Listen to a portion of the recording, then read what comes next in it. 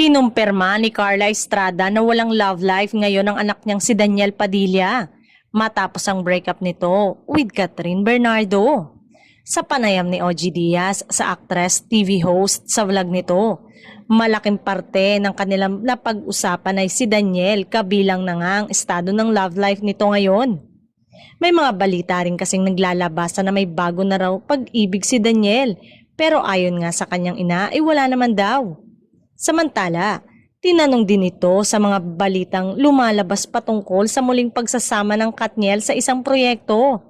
Bali-balita kasing dahil sa tapos na ang issue sa dalawa at naka-move on na, ay hindi na malabong muling pagsamahin ito ng ABS-CBN lalo pat nasa iisang network lamang sila. Ayon kay Carla, wala naman daw masama kung muling magkatrabaho ang dalawa. Kilala niya daw si Kat na talaga lang profesional sa trabaho at gayon din naman ang anak na si Daniel. Kasalukuyang napapanood si DJ sa top trending serye na Incognito.